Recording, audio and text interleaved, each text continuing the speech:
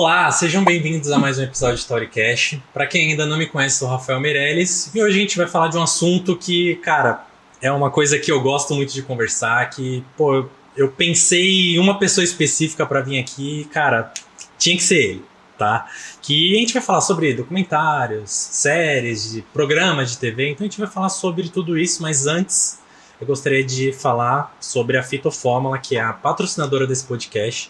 Então, isso só acontece graças a ela. Então, há mais de 15 anos no mercado, trabalhando com fórmulas da medicina chinesa, tá? Então, se você quiser conhecer os produtos, você pode acessar o QR Code que está aqui em cima, ou acessar fitoformulanatural.com.br.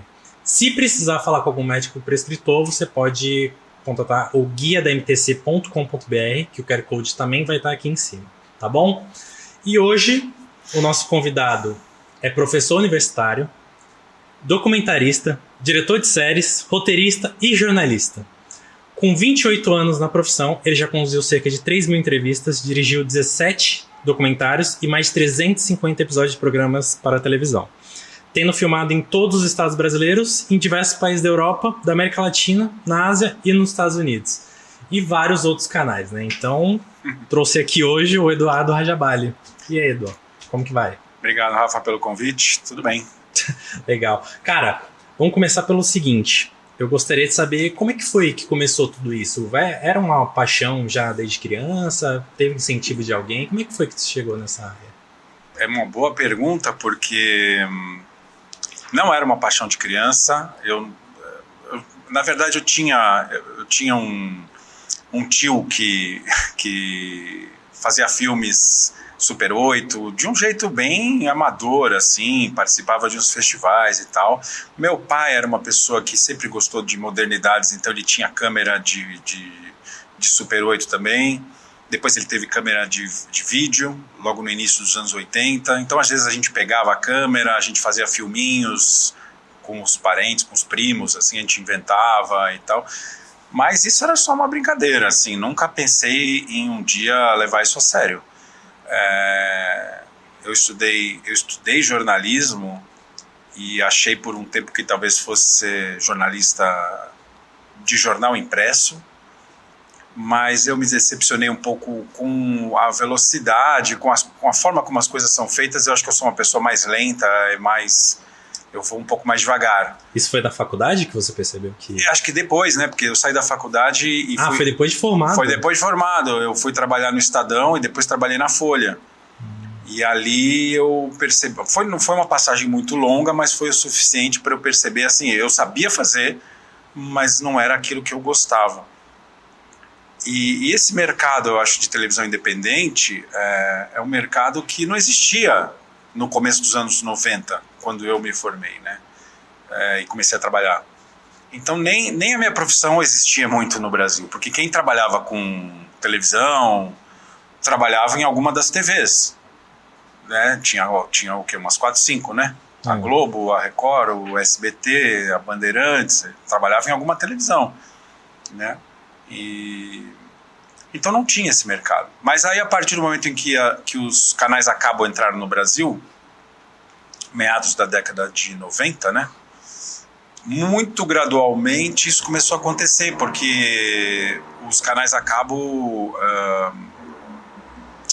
aos pouquinhos, começaram a produzir conteúdo no Brasil, porque no início era só enlatados estrangeiros. Então, depois de um tempo, eles começaram a produzir uma série ou outra, um documentário ou outro aqui. E aí eu tive a chance de participar disso. Eu participei da primeira série independente documental feita no Brasil, que não era de nenhuma emissora. E eu, por acaso, estava nessa equipe e ali começou a minha trajetória. E como é que foi essa experiência, chegar lá? Assim, tendo sua primeira experiência, né? Trabalhando com isso. Eu tinha saído do jornalismo impresso, eu fui trabalhar na televisão, eu trabalhei no programa do Jô Soares. Pois é. Já começou bem, né? Então, mas não tinha experiência nenhuma, não sabia nem exatamente o que eu tinha que fazer, né? Mas tinha contato com ele em algum momento? O tempo inteiro. Inteiro? Porque eu entrevistava as pessoas que ele entrevistava antes, e eu preparava os textos para ele acompanhar, e eu passava junto com ele as informações antes da gravação.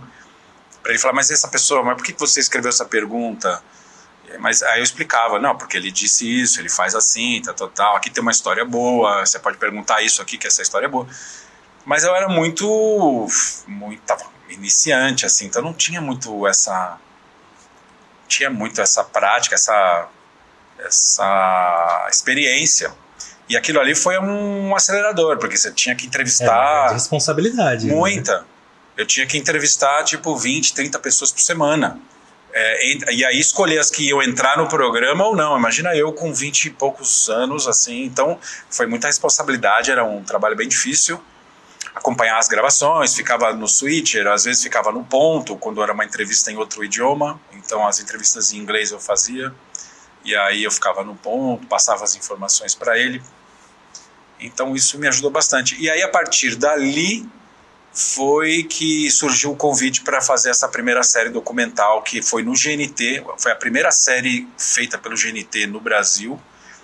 GNT é novo, né, de certa forma. Era dos anos 90, 95, 96, por aí. Que foi com o crescimento da TV a cabo também, né? Só que no início eles só passavam enlatados, estrangeiros. E aí eles resolveram investir numa produção nacional.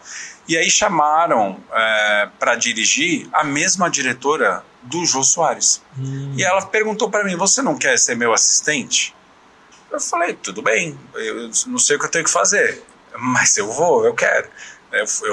Você acaba aceitando, você quer aprender, né? Claro. E aí eu fui.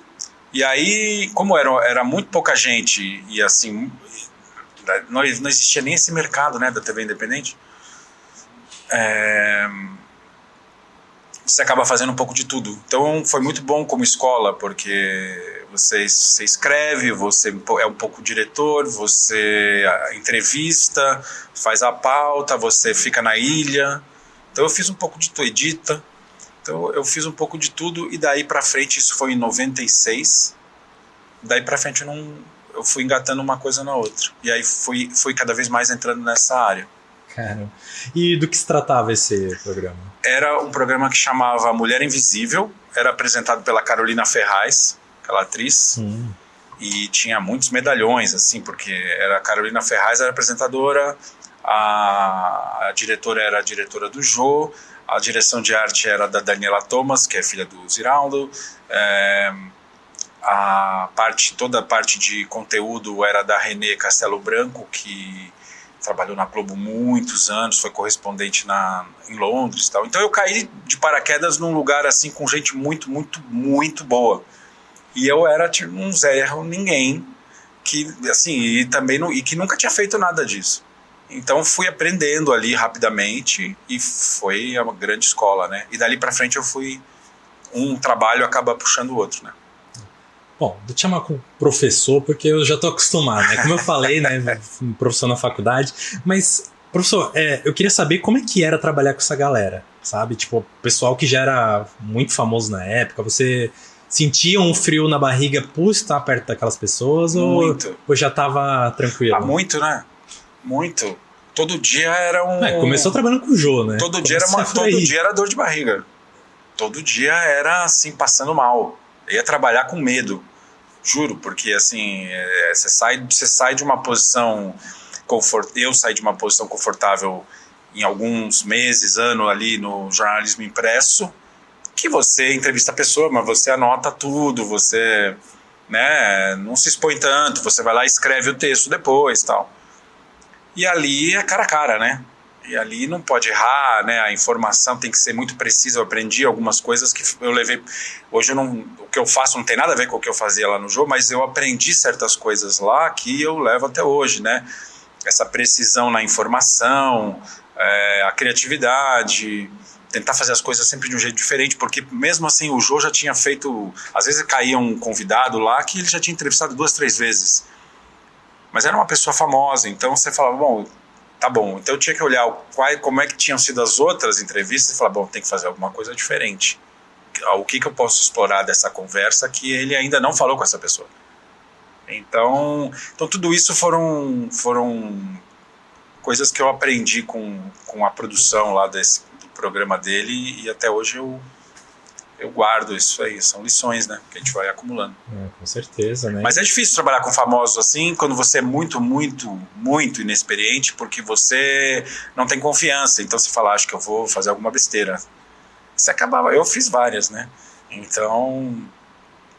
Mas daí depois você vai, conforme os anos passam, você vai adquirindo mais experiência, mais tranquilidade para lidar. Quando tiver uma pessoa famosa, não tem problema.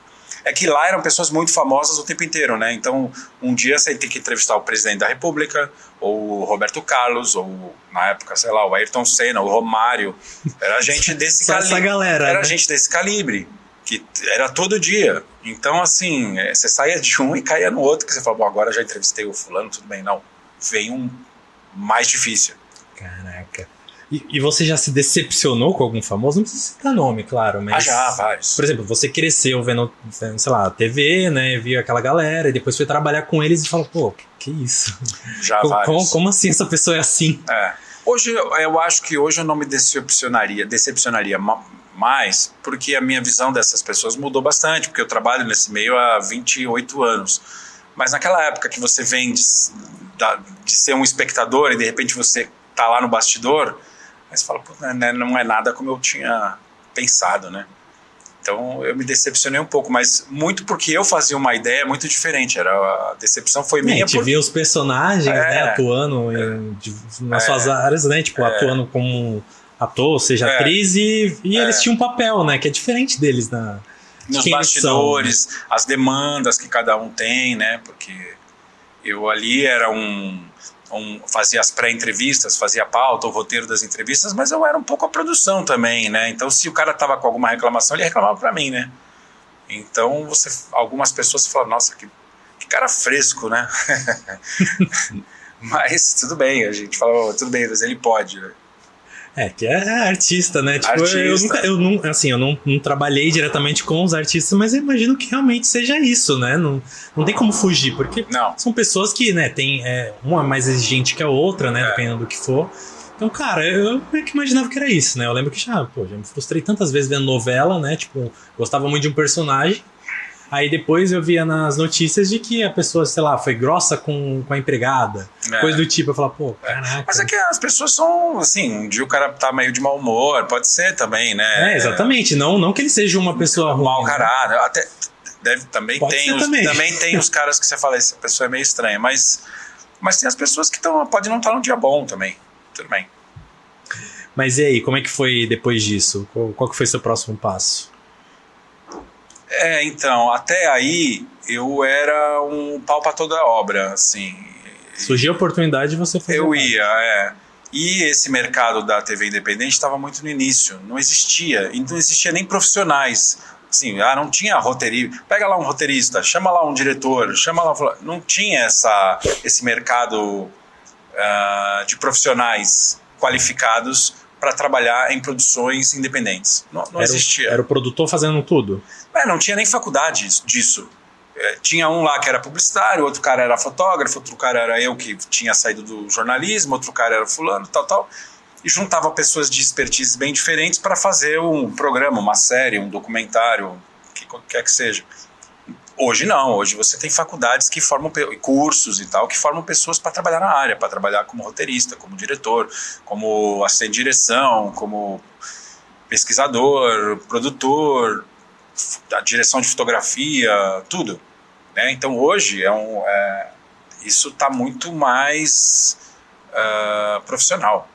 Então na nossa época foi meio, eu peguei os primórdios, peguei a primeira produção independente, eu estava lá, então eu estava realmente no início de tudo, por uma questão circunstancial, eu acho. Caramba, interessante. E como foi que começou essas viagens aí? Porque como eu falei, você rodou o mundo, né? Passou pela Europa, América Latina, Ásia, Estados Unidos. Exato. Como começou? O que te levou para esses lugares? Então, aí eu fiz vários trabalhos, fui pegando experiência, fiz algumas coisas dirigindo, coisas menores e tal, fiz algumas viagens até, mas daí, acho que 99 para 2000, o GNT ia fazer um programa de viagens pelo Brasil. Esses que tem, hoje em dia tem um monte, né? Mas naquela época não tinha nenhum. E me chamaram para dirigir. Então foi meu primeiro trabalho de direção, era um programa que chamava O Brasil é Aqui. E eu fiz 3 anos, eu fiz 3 temporadas, acho que eu fiz uns 80 episódios. Mas como rolou esse convite? Por que porque eu trabalhava para pessoas, e não tinha tantas pessoas fazendo produção independente ainda. Não tinha tantas produtoras, isso não estava muito estruturado. Tinha algumas produtoras que saíram na frente. Por acaso eu estava numa dessas que saiu na frente.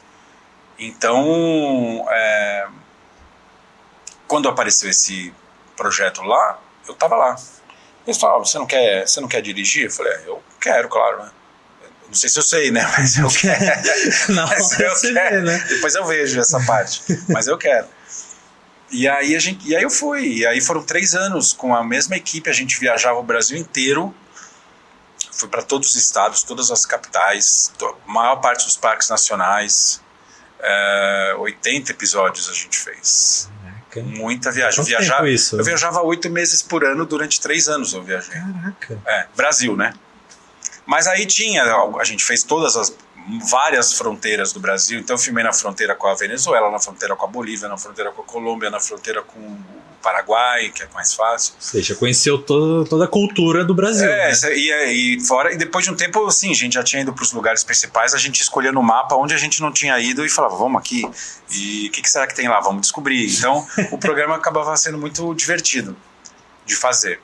Então, aí eu fiz isso, e aí começou, aí foi fazendo outras séries, fiz na época, acho que no ano 2002, 2003, assim, no início dos reality shows, eu fiz um reality show para Sony, 2 temporadas, que era sobre o Rally dos Sertões, então a gente acompanhava pilotos que participavam do rally, mas tinha 15 câmeras, tinha câmera dentro do carro, então eles brigando, eles indo bem, indo mal, chorando, e a gente viajando de São Paulo até São Luís do Maranhão, durante 15 dias, 500 quilômetros por dia, e filmando vivendo com eles, e as equipes, cada parte da equipe a gente botava num ponto diferente na chegada, na saída, na outra cidade, na cidade que para você ir tendo um pouco de cada coisa, né?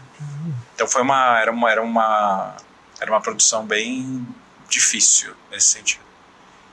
Mas foi isso. Mas nesses primeiros anos, acho que eu não sabia muito bem ainda o que eu queria fazer. Então você acaba fazendo um pouco de tudo, né?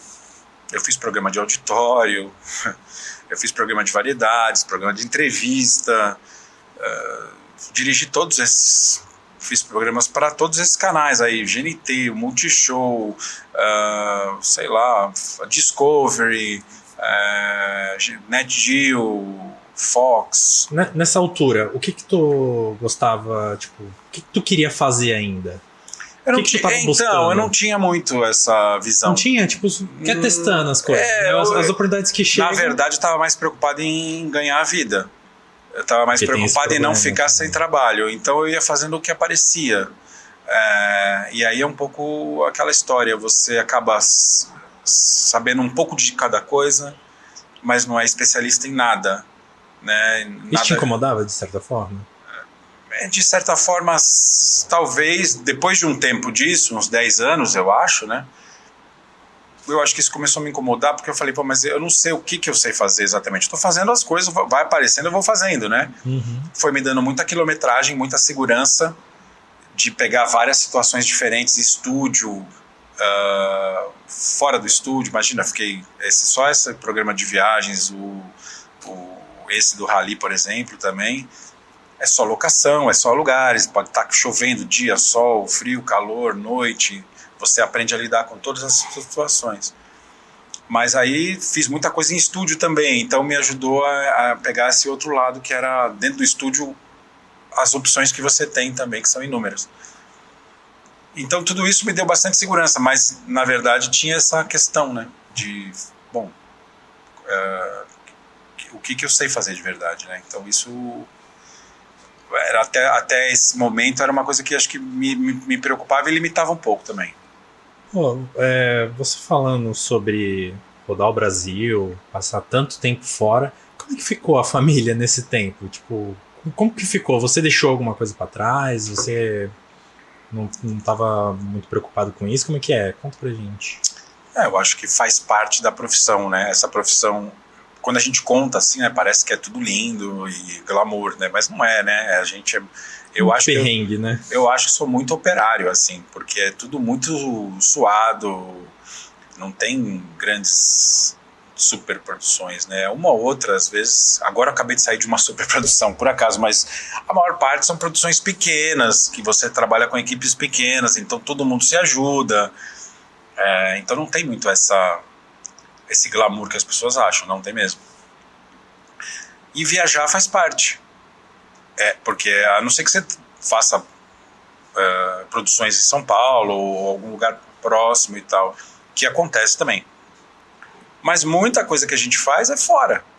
Ou tem pedaços que são em outros lugares. E aí é uma contingência da profissão.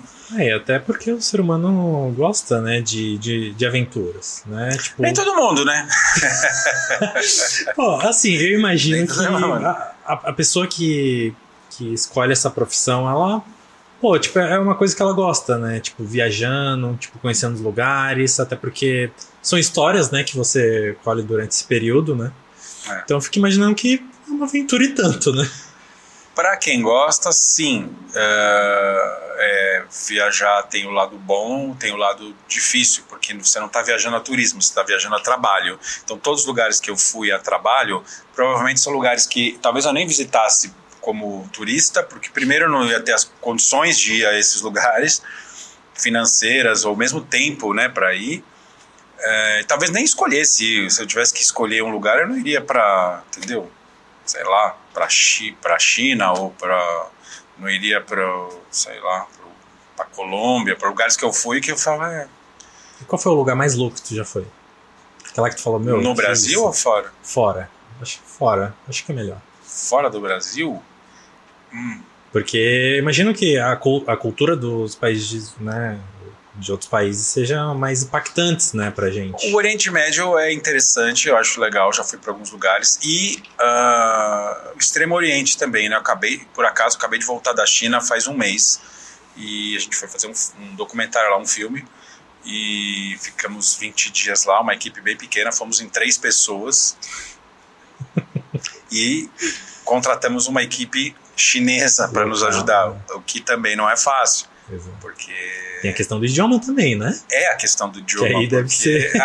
Tudo bem, os métodos de trabalho, tudo isso também, mas primeiro é o idioma, porque você não tem nem o alfabeto para te guiar. O alfabeto não tem alfabeto, né? A escrita deles são ideogramas, então... E como que é esse preparo? Por exemplo, tu vai para a China, né? Você não fala a língua deles. E como é que é essa preparação? A gente tinha um intérprete. O intérprete sim, tem que ter, né? Tem que ter. Então a gente tinha uma pessoa lá que era um produtor local que falava inglês. Então era tudo com ele. E ele trouxe uma outra pessoa que ficava comigo, porque as entrevistas, as conversas, você tá filmando um personagem lá, uma pessoa, e você tem que pedir, você pode voltar aqui? Será que você pode? Eu queria só fazer uma imagem sua ali e tal. Tudo isso é difícil, porque você tem que pedir para ela, pede para ele, e aí ela tem que traduzir na hora, e o cara faz uma pergunta, ela pergunta, é tudo mais demorado.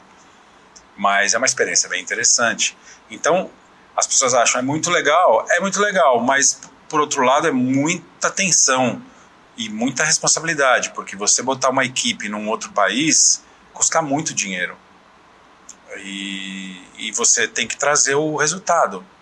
Você tem lá 20 dias para voltar com o filme, e se você ficar doente, comer um negócio estragado, e se a pessoa lá não quer te ajudar, e se der algum problema, e se o dinheiro, sei lá, deu algum problema... Que é super fácil de acontecer, é super fácil de acontecer. Por mais estrutura que a gente tenha, a nossa produção está aqui em São Paulo. Né? Então tudo isso é legal, mas não é um mar de rosas, longe disso. Nossa, mas é muito louco isso, né? Porque... às vezes a gente vê na TV, nos filmes, né, uma imagem em outro lugar, né, completamente diferente, e às vezes vê uma equipe tão pequena fazer esse trabalho, né? Porque às vezes, para o documentário, tem certo tipo de documentário que às vezes uma equipe pequena funciona melhor que a grande, porque você passa mais despercebido. Às vezes a gente não quer chamar tanto atenção. Às vezes a gente não quer... a gente não quer atrapalhar a pessoa. A gente atrapalha, né? Mas a gente não quer atrapalhar muito a pessoa, né? A gente quer naturalidade, a gente quer uma situação espontânea, a gente quer ficar ali só de observador e enquanto a pessoa está lá. Então, você com 10 pessoas, você não vai conseguir. Às vezes são só 3 e de repente eu às vezes saio da sala e fico no outro lugar, lá no monitor, tal. Quanto menos pessoas, melhor. Caraca, isso eu não fazia ideia. Pois é. Eu achava que, por exemplo, você vai gravar em outro lugar, por exemplo, na China. Tu leva uma equipe grande e vocês fazem um trabalho... Então, a equipe grande não é sinônimo de um resultado melhor. Nem sempre. Olha, né? Então, às vezes uma equipe pequena, para certo tipo de trabalho... Tem equipe que às vezes é uma pessoa, 2. Porque se você quer naturalidade, eu vou filmar um documentário com os Yanomami. Vou levar 10 pessoas lá, você vai causar tanto lá no meio da aldeia que vai atrapalhar a vida deles também, vai perder a espontaneidade, eles vão ficar preocupados com a gente. Então, às vezes é uma ou 2 pessoas que, assim, o cara fica ali no segundo, no terceiro dia eles já não estão ligando mais para você, já te esqueceram. E aí começa a ficar interessante, porque aí você começa a presenciar coisas numa linguagem documental que de outro jeito não seria possível. Você fala, pô, como é que esse cara filmou essa cena tão perto deles e eles estão... Ninguém olhou para a câmera, ninguém viu que a câmera estava ali. Não, eles viram, mas eles não estão ligando mais. Já acostumaram contigo. Agora, se tiver 10 pessoas lá, isso vai ser mais difícil. Então, para esse tipo de documentário, muita gente atrapalha. Faz total sentido, né, agora. Mas é uma percepção que a gente tem de fora, né? Tipo, a gente não sabe o que está acontecendo, de como que é feito essas coisas. Mas, pô, interessante saber de que, dependendo da situação, uma equipe menor é o que faz o trabalho melhor. Né?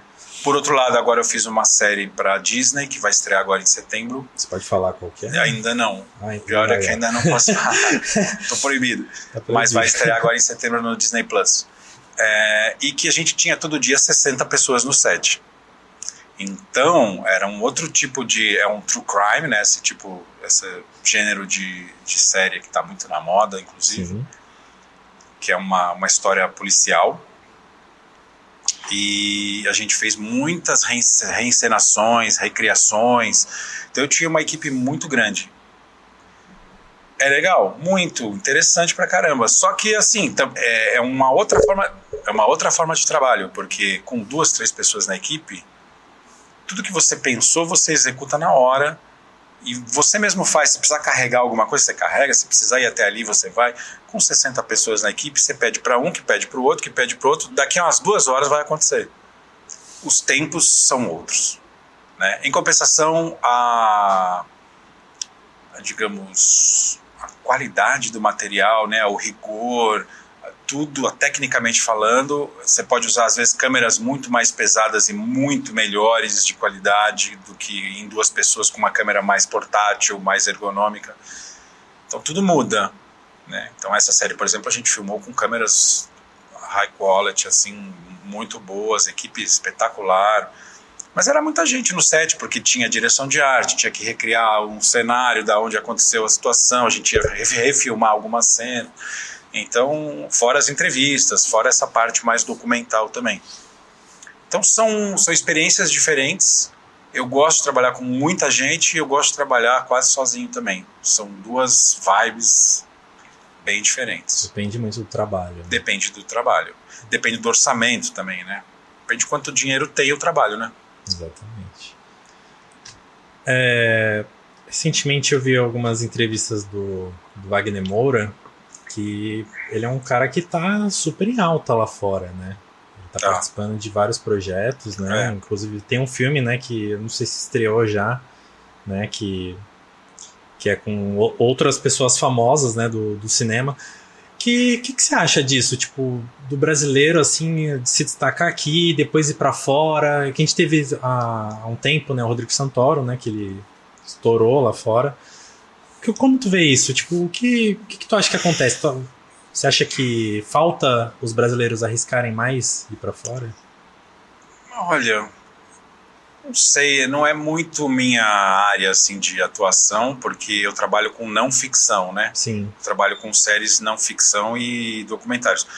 Mas eu acho que é um movimento natural, né? Assim, da pessoa querer ampliar os horizontes, né?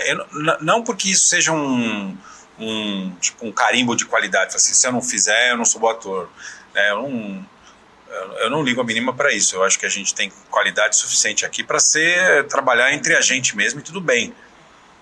Mas o que eu acho que está mudando é, antigamente, só podia fazer documentário internacional se você fosse da BBC ou do Discovery, né? Então a Discovery, eles podem fazer documentário nos Estados Unidos, e se eles quiserem fazer na Malásia, eles podem.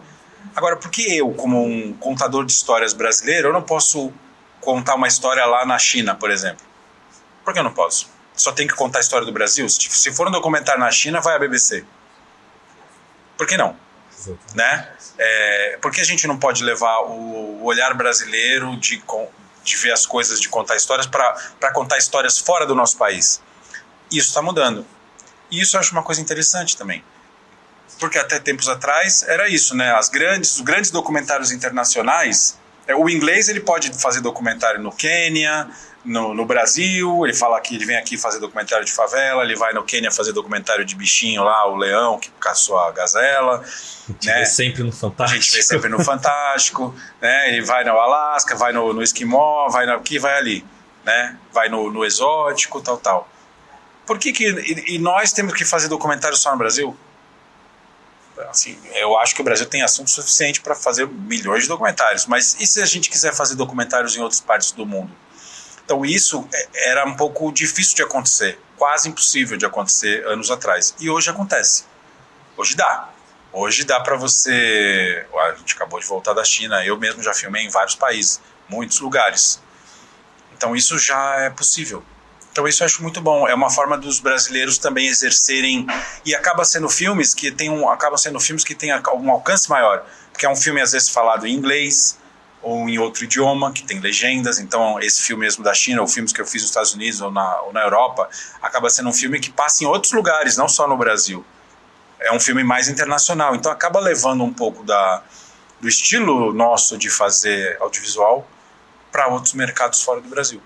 Cara, isso é muito interessante, porque, assim, a gente não vê muito disso, né? Infelizmente, a gente não vê muito disso. Né? Não chega muito a massa, né? Mas, cara, tipo, eu gosto muito quando eu vejo algum brasileiro em destaque lá fora, alguma produção brasileira. Eu lembro que até teve uma animação, acho que era o Rio, né? Que era... Saldanha, né? Esqueci o nome dele. Saldanha. Acho que é Saldanha, né?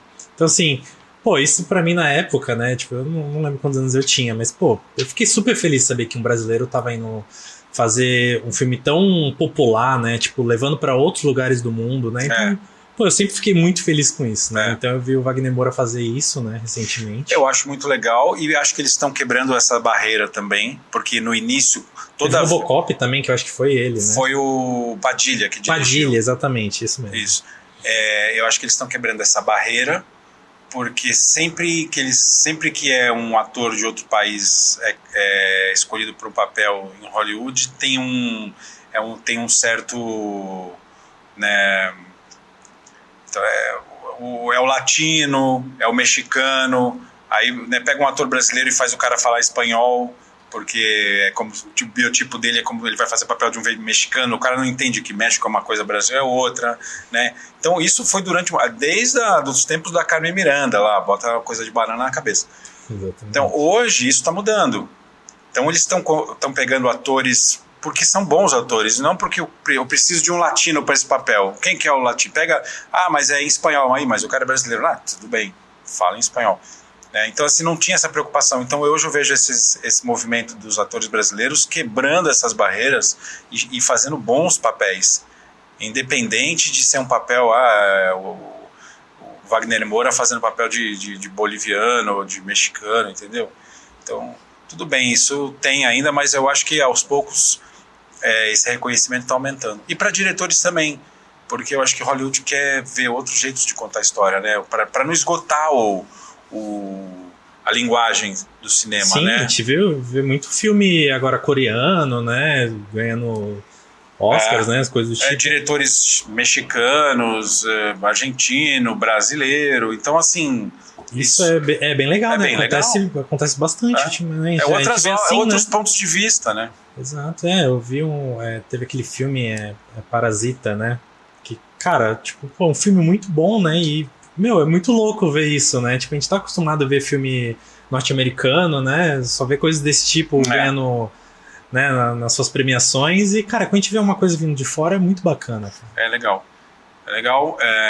E é bom. O reconhecimento é bom, mas eu também acho que a gente não precisa do reconhecimento, entendeu? Porque a gente não precisa provar nada. Exatamente. Fica uma sensação de enquanto a gente não for chancelado por algum europeu ou americano, não é bom. A gente não precisa, mas eu acho que se a gente ganhar um Oscar um dia vai ser maravilhoso. Isso é ótimo. Mas não é porque não ganhou que também não vale nada. Então... Com certeza. Voltando ainda às suas produções, né, o que você ajudou a construir, qual foi o que você dirigiu que mais ficou marcado para você? Teve algum? Para mim, acho que foram vários. Acho que para mim é sempre a última coisa que eu fiz, é o que tá mais na minha cabeça, né? Depois passa, vira memória, assim, mas... Sei lá, eu fiz coisas bem difíceis, eu acho. Pra mim, né? Claro. Que eu achei difíceis, né? Eu fiz série pro Discovery Channel que era de sobrevivência em lugares remotos. Então a gente viajou para uma ilha no Pacífico, a gente viajou pra Cordilheira dos Andes para fazer... Então você se arriscava? Não, a gente não se arriscava porque tinha produção e tal, e óbvio, não vou colocar a pessoa lá em risco. Mas eram lugares inóspitos, difícil, menos 15 graus de temperatura, você filmando numa ilha longe de casa, acontece alguma coisa, você tá longe, lugares, e ali você tem que resolver tudo ali e tal. Em alto mar, a gente fez um episódio que era numa jangada em alto mar. Nossa, então, coisas que eu falo, pô, essa daí eu já fiz, não vou fazer de novo. já tá bom. Já tá bom. Já fez, legal. Acabou. Mas fiz, tudo bem. Então essa foi uma coisa que me marcou, mas também tem coisas que não precisa ir tão longe, assim. Eu fiz uma série pra HBO sobre velhos, que a gente chamava de velhos a série, né? Não de terceira idade, eles eram velhos. Com pessoas velhas. E foi uma série muito incrível de fazer para mim, porque aprendi muito, conversas incríveis com essas pessoas e acompanhar o cotidiano dessas pessoas 70, 80, 90, 100 anos de idade. E ao contrário do que muita gente acha, que essas pessoas não têm mais nada a contribuir ou mais nada a dizer de relevante, foi uma das séries mais legais, mais interessantes que eu trabalhei, que eu fiz. Então essa foi que a Velhos, chamava Velhos. Onde que a gente pode assistir isso? Eu acho que essa tá no HBO Max, né? Se eu não me engano. Eu fiz um filme sobre... Começou sendo um filme sobre futebol, sobre o 7-1, sobre o que aconteceu com o Brasil pós 7-1. Que tristeza. Porque é meio revoltante. Eu sou dos anos 70, 80, geração de 82. A melhor geração de vi, né? Eu tava vivo, mas eu não vi a Copa de 70. Mas viveu numa época que só se falava sobre isso. Mas eu vi a Copa de 82. E era sobre isso, né? Sobre por que a gente se acostumou a dizer que o Brasil é o país do futebol arte. Será que a gente é mesmo? Da onde veio isso? E o 7-1, ele é causa ou consequência? Ele é um sintoma ou ele é o início de uma decadência? Ou a decadência já estava instalada e a gente não tinha percebido, e o 7-1 foi o estopim, né? O que todo mundo falou, nossa, e aí a gente foi perceber que realmente já estava ruim antes. O que está acontecendo? E aí virou um filme sobre política, sobre um filme quase sociológico, sobre... a identidade do Brasil como um país alegre do futebol, da miscigenação, e que não é bem isso. Então esse é um filme que eu gostei muito de ter feito. A gente filmou na Europa, eu fui conversar com os jogadores da Alemanha que estavam no 7-1. Então eu fui lá para a Alemanha entrevistar os caras. Que humilhação, né? E todos eles começaram falando, mas eu amo o futebol brasileiro, vocês são demais. Isso é muito bacana. Eu falei, mas não precisa ficar me elogiando. Eu já sei que a gente é bom, mas a gente agora tá muito ruim. Mas o que aconteceu naquele dia, naquele jogo? Como é que você entrou em campo? Não, e a seleção da Alemanha, né? Tipo, eu lembro que ela, a primeiro momento, estava na Bahia, né? Tava. A galera amou ficar com os caras lá. Eles participaram, dançaram, fizeram tanta coisa lá na Bahia. Estavam relaxados. Eles gostavam demais, né? De estar ali. E foi incrível, porque... eles responderam coisas que eu queria saber, né? Assim, o que aconteceu dentro de campo? Eles tiraram o pé, não tiraram? Porque teve essa história, né? Teve essa história. Podia ter sido mais. Como eles sentiram os jogadores brasileiros ali e tal. Então, e aí teve essa parte do documentário mais especificamente sobre aquele jogo e sobre o futebol brasileiro, mas foi muito mais um documentário sobre identidade nacional, que começou lá nos anos 30 com Sérgio Buarque de Holanda, com Gilberto Freire, Caio Prado Júnior, outros intelectuais da época que desenvolveram um pensamento todo nacional de que a miscigenação era o caminho para o Brasil, ao contrário do branqueamento, né? Porque Sim. É o que se fazia no Brasil, né? Tinha essas teorias malucas de trazer mais europeus para branquear o Brasil, umas maluquices. E eles foram os primeiros a olhar a miscigenação como algo positivo. E a seleção brasileira, a partir daquela época em diante, começou a ganhar e começou a jogar muito bem. E aí foi um argumento que falou assim, tá vendo? Eles são todos... Se você olhar uma foto da seleção dos anos 30, 40, 50... tem pretos, brancos, pardos e índios, indígenas, e tem gente de todo, né, amarelo, sei lá, tem de tudo. Né? E então eles começaram a achar que aquilo era um sinônimo até de superioridade, também foram para outro extremo. Né? E aí vem daí essa noção de que o Brasil é esse país ecumênico, miscigenado, que tudo funciona, todo mundo se aceita. E hoje a gente está vendo que as rachaduras são mais profundas, né? As discussões todas estão trazendo tudo isso à tona de novo. Então foi um filme sobre isso. Começou como um filme sobre futebol, mas ele acabou ficando muito mais profundo. Oi, bacana. E qual que é o nome? Esse se chama A Reinvenção do Futebol Arte. Bacana. Eu sou apaixonado por esporte. Foi para a ESPN a gente fez esse. Nossa, bacana. Então, o documentário é um pouco isso, né? Você às vezes começa de um jeito e termina de um... Você nunca sabe onde vai acabar. Porque você começa com as tuas ideias, com os teus preconceitos, com as tuas ideias meio preconcebidas das coisas. E no final, se você for aberto o suficiente para mudar, para aceitar o que você está vendo ali, você acaba num lugar que você nem imaginava. Interessante. E como que é o seu gosto para filmes, séries? O que você gosta de ver? Eu não vejo muita coisa. Não vê nada? Não vejo. Eu não... tem muito disso, né? Eu já vi, por exemplo, se você chegar para um jogador de futebol e perguntar qual time que ele gosta de assistir de fora, assim, ele fala que não gosta de assistir futebol. Pode ser. Isso acontece. Eu tô vendo que é... Não que eu não veja. Eu assisto televisão, mas assim... Para ser sincero, vou te falar o que eu gosto de assistir. Eu vejo... Tem um programa na Globosat+, eu acho que é Mundo Visto de Cima, o Brasil. É tipo um descanso de tela. Eu fico vendo ali aquela imagem aérea passando no Brasil, na Alemanha, na África do Sul, barará. Eu gosto daquilo, assim, me tranquiliza, eu fico ali vendo umas imagens e tal. Série mesmo... Mas pra consumir assim, de maratonar séries, não. Nada? Às vezes um documentário ou outro que eu sei que é legal, que eu quero ver, porque eu gosto da pessoa que fez e acho interessante, eu assisto. Série documental, esses assim mais... Eu faço vários desses true crimes, e eu não gosto de ver. Mas eu faço, eu já fiz 3. Mas eu não gosto muito de ver, não.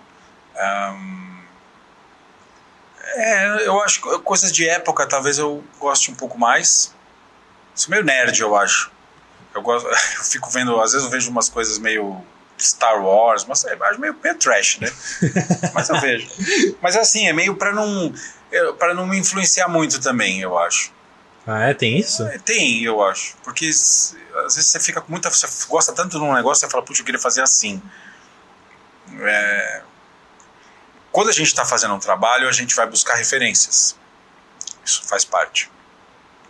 Como é que a gente vai... Até para explicar para os produtores, para quem está tá bancando o trabalho, o documentário, a série. Então você vai dizer, eu vou filmar assim, eu vou usar essas referências, é esse tipo de cor que eu quero, é esse tipo de enquadramento. Então você vai buscar séries, outros filmes e referências para mostrar. Mas geralmente eu faço mais essas pesquisas quando eu tenho algum trabalho.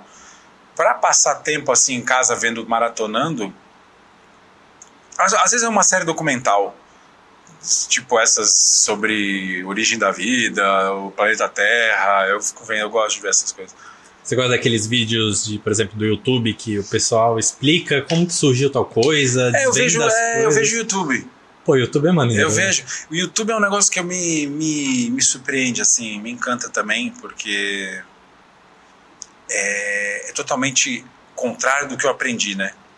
Quanto mais tosco, quanto mais fajuto, melhor. Né? Não tem corte, corta de uma câmera para a mesma câmera, a luz pode ser qualquer coisa, a qualidade é muito cru. Tudo que eu aprendi que não se deve fazer é o YouTube. Então, e tem muita audiência, tem audiência absurda. Meus filhos assistem. Eu falei, eu gostaria de fazer coisa para criança, para jovem. Mas agora já são adultos, mas gostaria de fazer coisas para jovem. Então eu falei, eu tenho que aprender com o YouTube, porque é uma nova linguagem para uma nova geração, que não é nem a minha. Então, ali tem uma fonte de aprendizado para mim, que eu assisto bastante YouTube. Pronto, isso eu vejo. Aí, ó, achamos. Pô, e assim, eu vejo muitos jornalistas, né, tipo de grandes emissoras, que eles estão entrando no YouTube e tendo seus próprios canais, né? Então, assim, cara, isso é uma coisa que eu vi que realmente está crescendo e muito, né? Então, por exemplo, a pessoa trabalha na ESPN, ela cumpre seu trabalho, mas ela também tem seu canal de opiniões. Eu acho isso muito bacana e eu vejo que está acontecendo bastante. Muito. Né? O jornalismo meio que tá se adaptando a outras formas, né? Em outros meios. Eu acho isso muito bacana. É incrível, né? Porque se você pensar que a TV começou e tinha um canal, depois tinha 5, depois entraram os canais a cabo, tinha 30, depois teve mais canais a cabo e tinha 150, né? Depois entrou a internet, agora cada pessoa é um canal. Exatamente. Você pode ser jornalista favorito no canal do YouTube. Cada ser humano é um canal de TV. Não é muito louco? Pô, demais. Incrível. Então os meios estão muito mais democráticos. Qualquer pessoa pode fazer aqui nosso podcast. E eles podem ganhar com isso, né? Qualquer pessoa pode fazer um podcast, qualquer pessoa pode ter um canal de TV, qualquer pessoa pode transmitir o jogo da Champions League. Daqui a pouco você vira um canal e tá brigando de igual para igual com a TV Globo, tá transmitindo a Olimpíada. Monetizando muito, né? Não é monetizando, é ganhando muito dinheiro. Saindo do seu quarto e de repente virando um canal de TV. Referência total. Olha que tempos loucos que a gente está vivendo, eu não sei onde isso vai chegar. Acho interessante que todo mundo possa expressar suas opiniões e tenha liberdade para isso, desde que não seja fake news, desde que não ofenda ninguém, né? Então, acho que existe, não pode ser um território de ninguém, a internet, as redes sociais, não pode ser um lugar onde você vai lá para ofender as pessoas e tudo mais e contar mentira. Mas eu acho importantíssimo que esse lugar seja um lugar democrático, que quanto mais pessoas para falar de mais assuntos, melhor. Então a gente está vivendo um momento muito emocionante da história, assim, essa época. Mas também não sei para onde vai. Exatamente, ninguém sabe. A gente que trabalha com isso, né? Cada dia é um negócio. Aparece os streamings, todo mundo fala, putz, agora são os streamings. Agora vai dar certo. De repente os streamings estão falindo. Não, e tem a questão... E aí você fala, como é que vai ser, né? E tem aquela questão de que tudo se conecta, né? Então, por exemplo, se você faz um conteúdo bacana no YouTube, ou pode até ser mesmo uma live, né? Seja no YouTube, na Twitch, qualquer plataforma, e você pode fazer os cortes e distribuir nas redes sociais. Sim. Então você divulga seu trabalho também. Também. Você conhece, faz as pessoas conhecerem teu trabalho, né? De outras formas. Então, cara, é muito louco como tá caminhando essas coisas. Eu acho que assim, nós estamos vivendo o momento do boom, né, de expansão, e depois quem é que vai ficar fazendo o seu canal? Quem tiver alguma coisa realmente boa para dizer, quem for um bom contador de histórias, porque no fundo você fica lá 1 hora, porque eu fiquei pensando, né, quando eu via meus filhos assistindo o YouTube e tinha lá um cara falando 40 minutos sem cortar, só ele falando, eu falei, pô, como é que eles ficam assistindo isso tanto tempo? Porque o cara é bom. Sim. Porque o cara é um bom contador de histórias. Então, no fundo, o que a gente quer é isso. Histórias. Alguma coisa que nos entretenha, né? Que acrescente alguma coisa boa e que seja interessante, desperte a nossa curiosidade e tal. Esses são os que vão ficar. Agora, esse monte de gente fazendo stories no Instagram lá, do consultório médico, coach de bem viver, essa galera aí, todo mundo é coach, né? Esses aí eu acho que fazem parte desse movimento de todo mundo é um canal de comunicação. Mas, no fundo, eu acho que as pessoas vão dar preferência para aqueles que realmente têm alguma coisa para acrescentar. Exato. Esse eu acho que é o caminho, é o que vai sobrar, eu acho, né? Mas também não sei. Tenho certeza. Exato, é muito louco. Eu, por exemplo, assim, eu não tenho mais TV a cabo. Lá em casa, o que eu fiz foi o seguinte, eu tenho alguns serviços de stream, né? Então, por exemplo, Disney, HBO, todos esses eu tenho em casa, mas eu cortei a TV a cabo. Eu não tava assistindo, né? Não tava fazendo tanta diferença pra mim, mas apesar de ter todas essas redes de streams, eu ainda dou preferência pro YouTube. O YouTube é muito louco, cara. Porque o YouTube é tudo em Tem né? Tudo. É um universo. E assim, o algoritmo facilita isso, porque você assiste alguma coisa do seu interesse, ele te recomenda outra. A ideia é genial, né? A biblioteca do mundo tá ali. Pro bem e pro mal. E fica naquele loop, acaba o vídeo e passa pra outro. Não, e você pode assistir um monte de porcaria, coisas horrorosas. Exatamente. E você pode estudar ali. E você pode ficar entretido com coisas realmente interessantes durante um tempão. Cara, depende da pessoa. Depende do que você quer. Isso é que eu acho interessante, assim. Você pode ficar num looping só de trash. Vídeos horrorosos falando de um monte de bobeira. Eternamente. Pode. Como você pode também ficar num looping super interessante de coisas que realmente vão te acrescentar. Tá tudo lá. Exatamente. Isso é fantástico. E só precisa de uma câmerazinha dessa e uma conexão de internet para você subir o seu vídeo. Então, se você tiver alguma coisa boa para dizer, for um expert em alguma coisa, você ficou na sua casa lá estudando um assunto que você gosta de falar sobre, de repente tem mais gente lá fora que se interessa pelas mesmas coisas que você, e aí você acaba criando uma comunidade, que eu acho que a internet é para isso, né? Juntar as pessoas.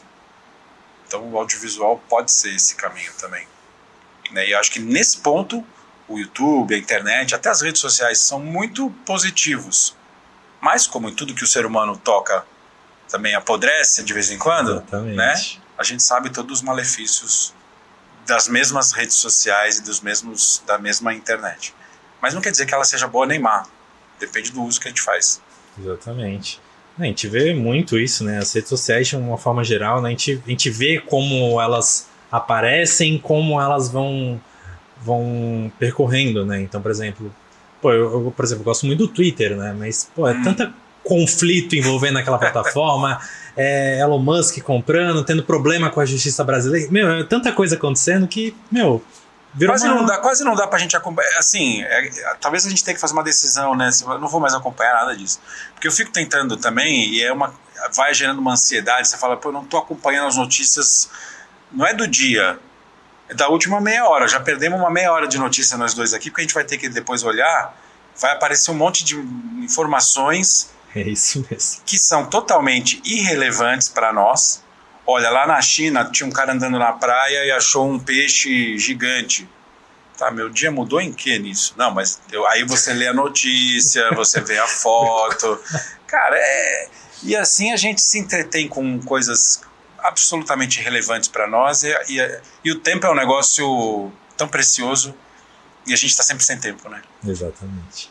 Falando em tempo, uma coisa que eu tava até discutindo com os amigos meus, né, que é em relação a essa geração TikTok, né, que, TikTok são vídeos curtos, né, hoje em dia até tem vídeos que ultrapassa 1, 2, 3 minutos, né, mas como isso impactou na forma que a pessoa vê certas coisas, por exemplo, um filme. A pessoa que é viciada no TikTok, ela já não consegue mais ver um filme. Isso é um problema. Verdade. E vou te falar que eu não tenho TikTok e até um ano e pouco atrás eu nem sabia muito bem o que era isso, porque... Foi do nada, né? Chegou aqui, pelo menos pra gente, chegou do nada. Eu dou aula na faculdade há 20 anos, E aí, uns 2 anos atrás, eu entrei na classe no primeiro dia, o aluno falou assim, o professor, pô, que bom que vai ter essa aula, eu tava esperando a sua aula. Eu falei, legal, né? Ótimo, que bom. É porque eu já tô na área. Eu falei, o que você faz? Ele falou, eu sou TikToker. Aí eu falei, oi, o que é isso? Ele falou, eu sou TikToker, eu faço vídeos. Eu falei, a única coisa que eu sabia era dancinha, né? Eu falei, dancinha, né? Eu falei, se você faz aquelas dancinhas, vou te mandar embora, hein? Ele falou, não, eu faço... fazer trend ali na aula. Eu falei, não, eu faço uns conteúdos, tal, não sei o quê. Eu falei, legal, e realmente, né? Aí eu falei, pô, mas legal, quantos seguidores você tem? Achei que, né? Ele falou, 3 milhões. Aí eu falei, tá. E ele falou assim, digamos que ele ganha um dinheiro com isso. Ele falou, eu vivo disso e ganho muito bem. Aí eu falei, deve ganhar até mais que eu acho. Mas, do jeito que tá indo. Do jeito que né? tá indo. Eu falei, pô, interessante, bacana, quero saber mais sobre isso e tal. Mas essa história do TikTok que você levantou eu acho muito importante, porque até pra nós, quando a gente começou a assistir vídeos no YouTube, se tinha um vídeo de 40 minutos, eu não tinha medo de enfrentar ele. Eu via lá 40 minutos, eu dava um play. Hoje, se eu ver um vídeo de 40 minutos, eu acho que eu não dou um play nele. Talvez eu não dê play nem no de 15 e de 12. Eu vejo um vídeo assim de 5, 6, eu falo, eu vou ver esse. Porque eu também já tô um pouco preconceituoso com os vídeos de 12, 13 minutos no YouTube. Caramba, impressionante. E isso é impressionante e me espanta também. Porque é isso aí. Não era assim, né? Não. E se vai aparecer um filme de longa-metragem, como é que essa geração e nós que estamos sendo transformados por vídeos cada vez mais rápidos e mais curtos, como é que a gente vai assistir filmes maiores? E vou além também, porque lá na faculdade, numa das aulas, eu mostro alguns documentários para os alunos que nunca viram documentário. Eu falo, não é possível, vocês não viram nenhum. Não, nenhum. Tudo bem, então eu vou mostrar alguns. E eu mostro de propósito alguns documentários bem lentos, mas contemplativos e tal. Porque o documentário é isso, às vezes é para pensar, né? Não é um fast food. Então, às vezes o cara joga uma informação ali muito complexa e aí o filme dá uma diminuída na marcha, até para você digerir aquela informação. Então, quando eu mostro isso para os alunos na aula, eles falam, professor, sabe o que é? É muito interessante e tal, mas eu achei um pouco lento. Teve um até que teve uma aula que ele falou assim, eu preciso confessar uma coisa, eu dei uma cochilada no filme. O senhor não vai me dar 0. Eu falei, não, tudo certo, foi bom que você foi sincero, né? Foi sincero. Porque não está acostumado, porque a gente está acostumado com a linguagem videoclipe. Cada 3 segundos um corte. As matérias de TV. As edições, né? Tipo, dos vídeos. Os filmes de ação, Marvel. Entenderam, né? Então, você vai educando uma geração inteira a assistir filmes que são meio videoclipes. Aí quando o cara assiste um negócio um pouquinho mais lento, putz, o cara dorme. Pô, ainda mais nessa geração que, por exemplo, as séries, né? Que os episódios, tudo 1 hora, né? Então, assim, a gente vê que acaba sendo um problema. E eu me peguei nisso.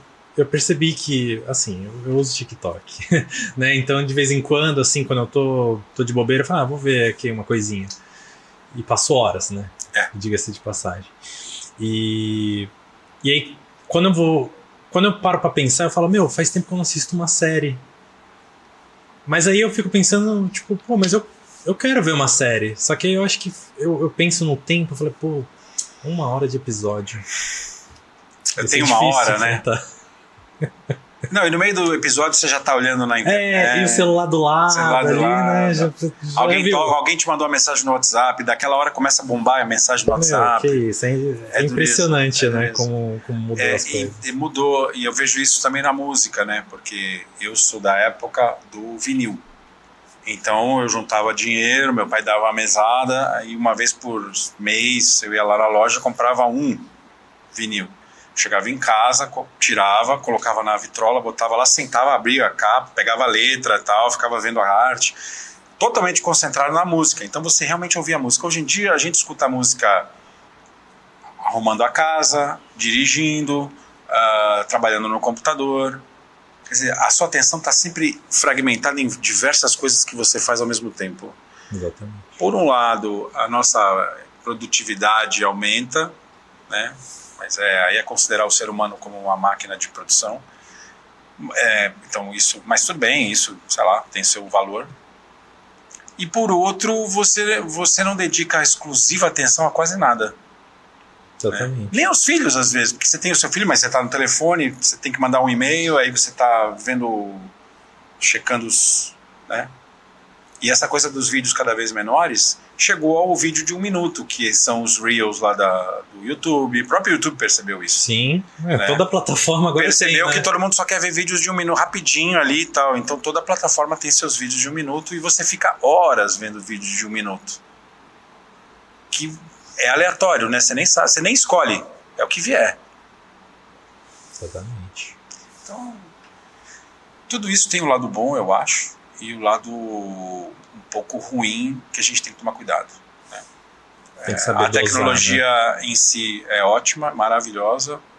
O ser humano é que é desequilibrado. Então precisa fazer as coisas com cuidado, com equilíbrio, né? Exatamente. É isso.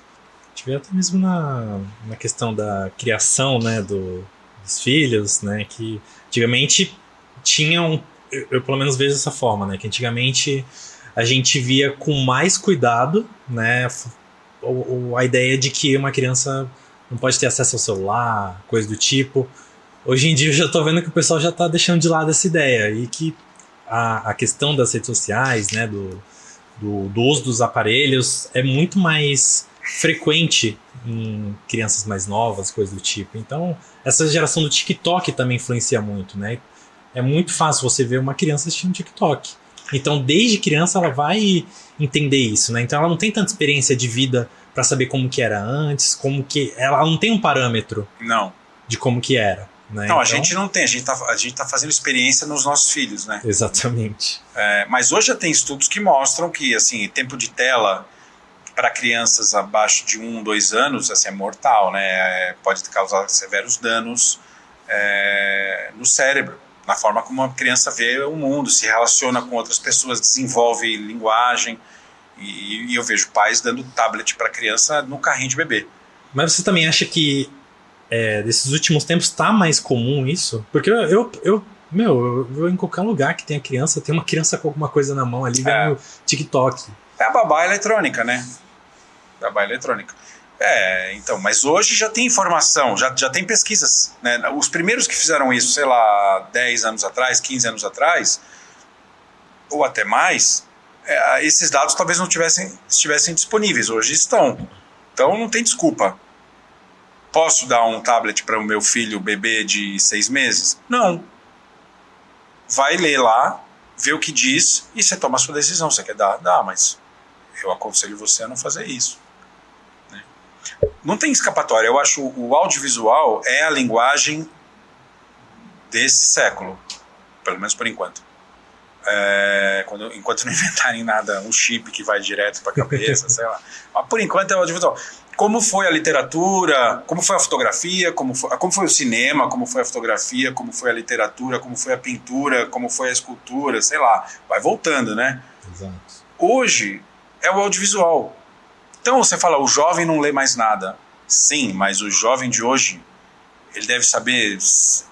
O garoto hoje com 15 anos, se ele quiser, ele sabe mais, ele tem condições de saber mais do que eu com 15 anos, ou meu pai com 15 anos. Então não é porque ele não leu nenhum livro que ele é uma topeira, que ele não sabe nada. Porque ele estuda também, porque eu vejo os adolescentes no YouTube, eles estudam várias coisas. Sim. Eles não ficam só perdendo tempo, eles vão nos assuntos que interessam. Porque tem muita coisa boa também. Tem. Né? Então eles não estão só perdendo, só tá vendo uns vídeos imbecis. Sim, eles veem uns vídeos imbecis. Até porque é da idade. É da idade. Tem muito vídeo imbecil. Mas eu vejo também. Eu vejo uns também. Mas eles veem muita coisa interessante também. É ignorância a gente achar que eles não se interessam por nada, se interessam por um monte de coisa. E o YouTube e essas outras plataformas aí, todas, ajuda bastante. Então, o audiovisual é a linguagem do conhecimento. Então, a escola, hoje, eu vejo que está um pouco atrasada, porque a nossa escola, o formato, já estamos até saindo do assunto, mas a escola hoje, o formato dela é do século XIX. Senta um monte de gente na carteira e fica um cara falando das 7 da manhã ao meio-dia. Exatamente. E o molecada dormindo. que ele vai... Qual é a retenção dele, daquilo ali? Fala, não, mas a gente aqui usa vídeos. Aí põe lá um vídeo numa TV lá, velha. Você acha que o cara que tá em casa com um monte de telas, o menino, a criança, vai ficar vendo o documentário do Net Geo lá numa televisãozinha lá na escola do Leão? Entendeu? Então, assim, o ensino, na minha opinião, tinha que usar o audiovisual de um jeito muito mais inteligente e antenado com a linguagem que as crianças estão usando, para aproveitar isso para ensinar nas escolas. Porque eu acho que esse é um caminho. Vamos usar o audiovisual para chegar neles. Exatamente. É uma coisa que, cara, tipo, nas escolas, assim, hoje em dia até um pouco mais, né? Mas, por exemplo, na época que eu tava na escola, sempre gostava, né, de filmes, coisas do tipo, e, pô, eu pensava, pô, é uma maneira muito boa de você ensinar alguma coisa através disso, né? Rápida, explorar, né? Imediata, exatamente. né? O cara assiste, ele não tem porque trabalho. Porque a sala de aula é monótono, né? Demais. Você não tem o que fazer para poder sair daquilo, né? Não. Você tá lá, fica tantas horas e não tem um estímulo para você continuar aprendendo, né? Então, eu lembro que uma coisa que eu fazia muito tipo, pô, saía da escola, né? Estudava à tarde, aí à noite, assim, eu ia para casa, eu adorava ver algumas coisas de YouTube, né? Tipo, coisas sobre o espaço, né? Coisas assim, uns assuntos aleatórios, sabe? Então, assim, eu tava estudando também, né? Claro. Só que era muito mais interessante eu passar horas ali, eu ficava muito mais tempo vidrado na tela, né? Do que você pegar um livro. Do que pegar um livro. Porque o livro não é mais a minha sensação, né? Eu vou dizer por mim, e eu sou um leitor. Me parece que o livro não é a linguagem mais adequada para essa geração. Eles ultrapassaram essa fase. Não sei explicar. Livro hoje é digital. Livro hoje é digital. Pô, Kindle, né? Eu comprei trocentos livros para os meus filhos. Eles não liam nada. Aí você fala, eles não sabem nada? Não, eles sabem mais do que eu. E eu mesmo me surpreendi. Eu falei, mas como que eles sabem? Porque eles assistem. Eu ficava vendo, eles estão assistindo lá, YouTube, não sei o que. Darará.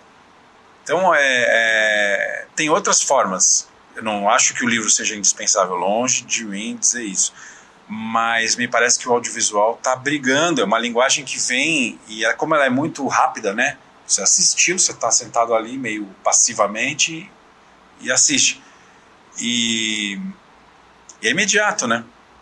Difícil. O livro você lê, tem que estar ali concentrado, aí tem um tempo para você... Tem toda essa questão de estar concentrado, digerir, porque senão digerir aquela informação depois. É um outro tempo, que eu não sei se as gerações de hoje têm esse tempo. Exato. Cada vez mais raro, né? Até os adultos. Quantos adultos leem? Exatamente. Entendeu? O cara até os adultos preferem o audiovisual. Tinha muito também o estímulo dos quadrinhos, né? Que hoje em dia eu, por exemplo, não vejo mais. Não vejo. Porque eles transferiram os quadrinhos para o audiovisual. A Marvel transferiu os quadrinhos para o audiovisual. Em vez de você ler aquele monte de gibi, você vai lá e vê 25 filmes. E você consegue maratoná-los. Basta ver a bilheteria, né? O que eles arrecadaram. Marvel, que isso, a Marvel, ela então, achou uma mina de ouro, né? E sempre teve lá, né? Eles já tinham as histórias prontas. Falaram assim, mas a gente tem que escrever essas... Não, já tem. Por isso que sai um filme atrás do outro. Porque já tem. Tem muita coisa. Quase que tem que condensar os gibis numa única narrativa, porque tem tantas fases e tal, né? Mas foi transformar de uma linguagem do quadrinho para uma linguagem audiovisual do cinema. Até mesmo a Turma da Mônica agora, né? Vai ter um filme. Já teve, né? Acho que 2 já. Então, assim, a gente vê... É bem mais comum a gente levar nossos filhos para ver o filme do que comprar o gibi, né? O Senhor dos Anéis. Eu li os livros. Quando eu era adolescente, eu li todos. Entendeu? E eu tenho ótimas lembranças. Aí, quando vieram os filmes, eu falei, putz, será que eu vou assistir? Porque pode ser que estrague o que eu tenho. Não, os filmes realmente são muito em cima dos livros. Pelo contrário, melhorou Mas para a nova geração, sabe quando eles vão ler os livros? Nunca. Exatamente. E não perderam nada, né? Uma cobrança extra em questão da adaptação, né? Então, por exemplo, recentemente eu vi uma série que é... Assim, ela é derivada de um jogo, né? Um jogo eletrônico, que é Fallout. E foi uma coisa que o pessoal destacou muito, é a fidelidade com o jogo. né? Então eu imagino que seja muito disso. Então, por exemplo, de um livro, como esse exemplo do Senhor dos Anéis. Sim. Né? Então tem que ter essa fidelidade com o que foi feito lá. Tem que ter. Porque senão há esse problema de... Pra quem leu, né? Exatamente, pra quem leu. Pra quem leu. Pra quem não leu... É diferente. Entendeu? Mas, de certa forma, os filmes do Senhor dos Anéis renovaram a história para uma geração que nunca leria aqueles livros, que são cada baita livro, né? Não leria. Então, agora eles vão lá, assistem aquele monte de filme e eles entram nesse universo. Tá bom, eu acho que é válido. Eu acho que são duas coisas diferentes, não sei dizer o que é melhor ou pior, mas os filmes foram muito bem feitos, isso eu posso dizer. Então muito parecido com os livros. Então, acho que agora a gente passou por esse momento de pegar obras literárias e de quadrinhos e transformar para o cinema. Então, foi o Senhor dos Anéis, a Marvel, né? Todo mundo... Qual é a próxima coisa que a gente poderia filmar que já está pronta? A história. O Harry Potter. Harry Potter. Né? Harry Potter tem os livros. Exato. Né? Eu vi os filmes com meus filhos na época, mas eu nunca li os livros. Não tenho interesse, mas agora eu conheço a história pelos filmes. Então, eu vi alguns filmes em casa. Eu tenho os livros lá, né? Por conta da minha namorada, que inclusive é sua aluna também, tá? A Natália, não sei se você se lembra. Mas, enfim, tem bastante livro lá, essas coisas do tipo, e realmente o que eu sei é sobre os filmes. Né? Então, é muito louco, né? Como eu acho que a gente tá nessa era do audiovisual, assim, que agora tudo é audiovisual, né?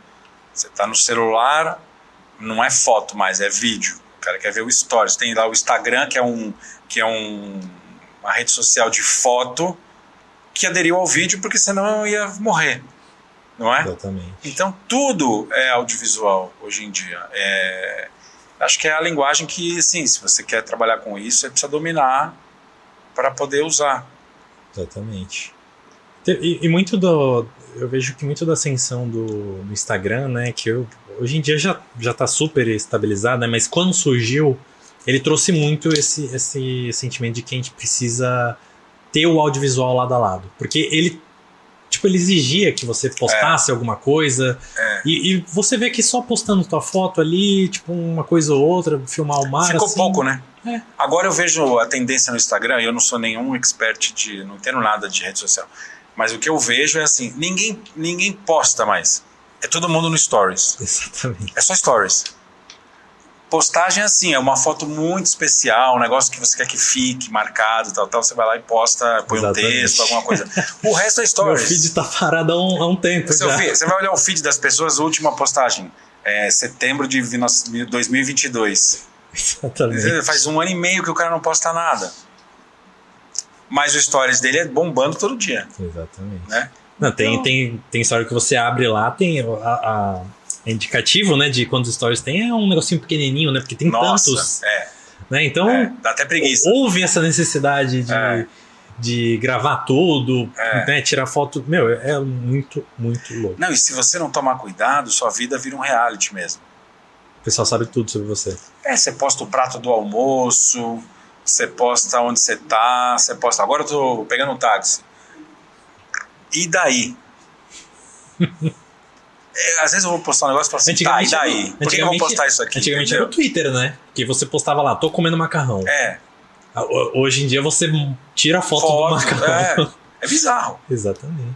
Tô aqui sei lá, tomando uma água de coco. Sim, e daí? Posta alguma coisa relevante, porra. Impressionante, né? Tudo, não tem nada contra alguém postar bebendo água de coco, mas se deixar, todas as... E passa muito tempo produzindo a foto, colocando filtro, colocando os sticks em cima. Também. Mas se deixar, você começa a postar um monte de irrelevâncias do seu dia. E o pior, tem gente que assiste. Eu assisto. Isso que eu falo, por que eu tô... Às vezes eu me pego e falo assim, por que eu tô vendo a rotina de uma pessoa que eu nem sei quem é? Impressionante. A pessoa agora está dirigindo no trânsito em Catanduva. Porra, e daí? Entendeu? E você tá lá acompanhando. Entendeu? Então a pessoa lá, eu sou... Tem aquilo, quanto mais você vê, mais ele aparece pra tu, né? Também. Então, agora eu tenho eu não sei o que eu apertei no meu celular, não entendo muito bem, que agora aparece um monte de nutricionista. Uhum. Então aparece só a nutricionista fulana, venha fazer o seu cardápio aqui. Várias campanhas, e a nutricionista trabalha na Ford Modas, porque ela é modelo, ela vai na academia. Eu falo, mas é nutricionista ou é modelo? Né? Então assim, tá meio confuso a coisa. Eu também acho. Eu trabalho, né, com Instagram, essas coisas assim, e cara, pra mim é muito confuso. Muito confuso com a velocidade com que isso vai se formando, sabe? É muita informação. Eu tento usar para ferramenta profissional. Tento. Eu posto coisas pessoais também. Mas eu tento usar para ferramentas profissional, assim. Se eu estou estudando, pesquisando algum assunto que vou fazer algum trabalho, se algum trabalho vai estrear, se eu estou filmando em algum lugar, a gente está numa viagem lá filmando, eu posto a gente lá no set, lá filmando. Essas coisas eu faço. Mas eu posto também coisas pessoais, assim. Acho que é meio inevitável. A geração faz a gente ir por esse caminho e acho que não tem pra onde fugir. Né? E acho que a gente começa achando, não tem nada demais, vou postar. Daqui a pouco você tá postando tudo. Foi assim que eu apareci no TikTok. Eu baixei na pandemia, né? Todo mundo usando. Eu falei, deixa eu ver como é que é. E antes eu criticava. Né? Antigamente eu falava mal. Falava, pô, TikTok. E agora você é um TikToker. Tá no meu celular, eu não consigo tirar de lá. Então, assim, é bizarro como essas coisas vão se tornando isso, né? Acabam tornando vícios, né? De certa forma. Porque são muletas, né? Assim, a gente volta ao que a gente falou agora há pouco. A tecnologia e todas essas plataformas, elas são fantásticas. O problema é o ser humano, as suas carências, as suas dependências, as suas neuras. E a gente joga isso nesses lugares. Sim. Né? Entendeu? Então, o bom uso ou o mau uso só depende de nós. A plataforma é espetacular. Todas elas. Todas elas você pode usar para o seu trabalho, né? Ou para ficar fazendo inúmeras dancinas. Não tem nada contra as dancinhas, mas só fazer isso também... Porque tu pode acabar ganhando dinheiro com isso, né? Tem gente que fica muito mais rico do que você e eu e jamais seremos dançando. É bizarro. Em vídeos de 1 minuto. Exatamente. Pessoas que já dominaram o algoritmo, já sabem como funciona, já sabem para quem vai chegar no... Meu, é muito louco. É isso aí. Bom, para encerrar, eu queria que você citasse os teus 3 filmes favoritos. Pode ser nacional, internacional. Essa aí você tinha que ter me avisado antes. Não, mas é para pegar de surpresa. Nossa, 3 filmes favoritos? Você me pegou, hein? Não tava esperando.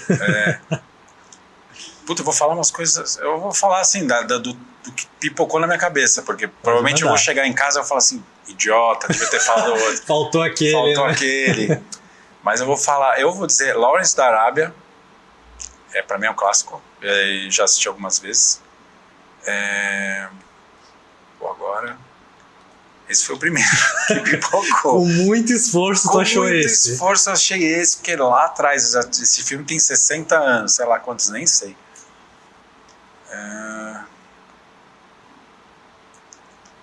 Nossa. Poderia ter sido 5. Eu falei, não, 3 eu acho que tá bom, né? Mas às vezes se você tivesse falado 10, aí eu ia falar um monte de coisa. É menos pressão, porque você pode... O 3, primeiro que vir na cabeça te chamando. 3 é difícil. 3 assim, imagina 3 no universo todo. É difícil. Ai. Se quiser, eu posso mudar para 3 documentários, programas que você dirigiu. Que eu dirigi? Facilita? Eu não gosto muito das coisas que eu faço. Porque é engraçado, né? Porque depois de um tempo a gente... Só depois de muito tempo que eu volto nas coisas. Aí eu não sei se é bom ou ruim também, porque eu assisto e falo, putz, podia ter feito isso. Nossa, isso aqui... Naquela época eu fazia isso. Olha que absurdo, não faço mais. São coisas que a gente, né, eu sou um pouco perfeccionista e isso às vezes atrapalha. Mas eu acho que eu tenho, nesse ponto, sorte de trabalhar com numa área que me paga para eu estudar. Porque cada trabalho que você faz, você tem que estudar muito para não falar besteira. Exatamente. Né? Então, eu fiz um filme da Amazônia que chama Amazônia Desconhecida, já faz 15 anos. Eu já fui umas 40, 50 vezes para a Amazônia. Não só por causa do filme, mas por muitos outros trabalhos. Mas esse filme foi um filme que eu gostei muito de fazer. Como que é o nome? Chama Amazônia Desconhecida. Passou em muitos lugares, passou no Discovery Channel, passou na Globo, na TV Cultura, sei lá, passou em muitos lugares. Foi um filme que eu pude ter contato com outras realidades da Amazônia, madeireiros, fiquei acampado com um garimpo clandestino, fiquei morando com os Yanomami uma semana, lá na fronteira com a Venezuela. Então a gente rodou muito para fazer o filme. Foi uma experiência, definitivamente. Foi alguns lugares muito legais que a gente foi. Então esse foi um filme que eu gostei muito de ter feito. O Velhos foi uma série que eu curti muito fazer também, que ganhou prêmio e foi... Esse eu vou assistir. Foi bem legal de fazer, assim, como o resultado final. Essa última série da Disney que eu fiz agora... Agora esse ano, eu tenho 7 estreias esse ano, que vão acontecer, coisas que vão acontecer. A primeira eu ainda não posso falar, mas é logo, é uma série no Canal Brasil que está para estrear também, em breve a gente vai divulgar. Bacana. É um true crime, um assunto muito forte, polêmico.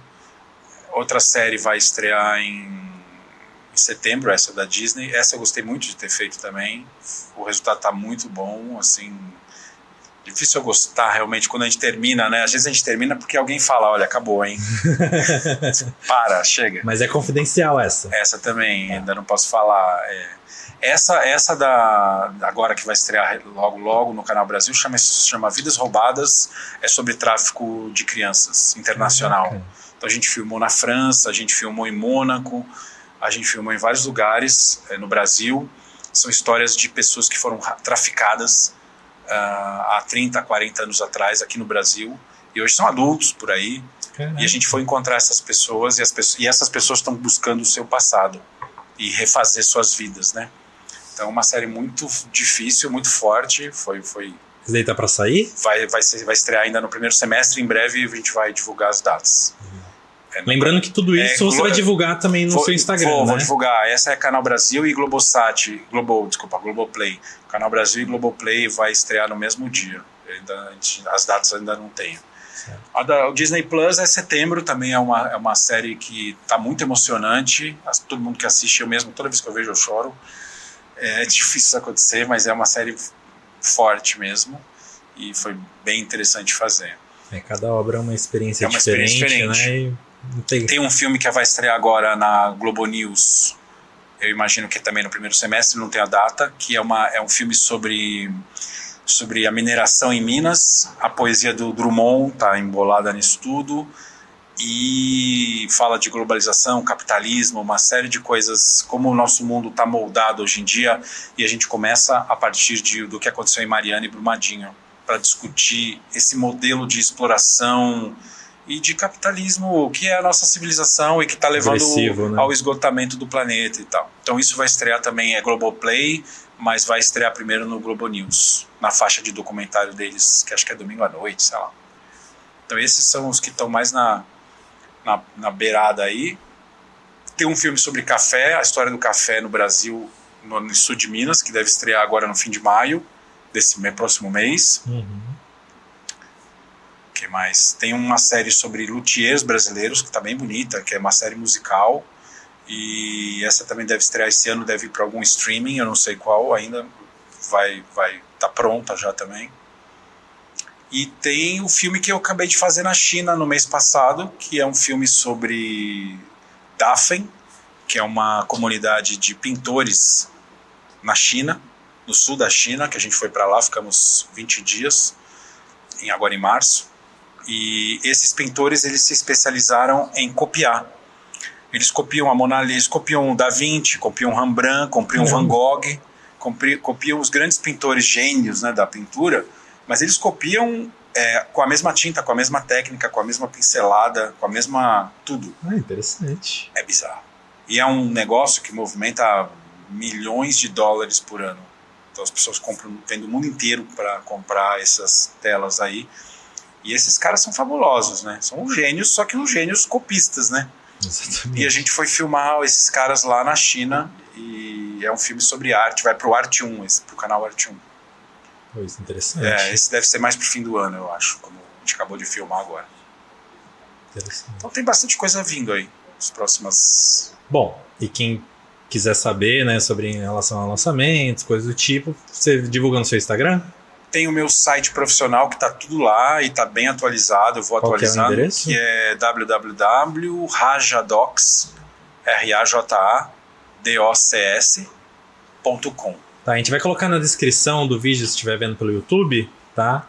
Mas se estiver nas plataformas de áudio rajadocs.com, né? www.rajadocs.com. Lá tem o que eu estou filmando agora, as coisas que a gente está fazendo no momento, tem todos os trabalhos, tem várias coisas. Tá, o Instagram dele também vai estar na descrição do vídeo. E o Instagram também, né? Posto bastante coisa. Qual que é o arroba?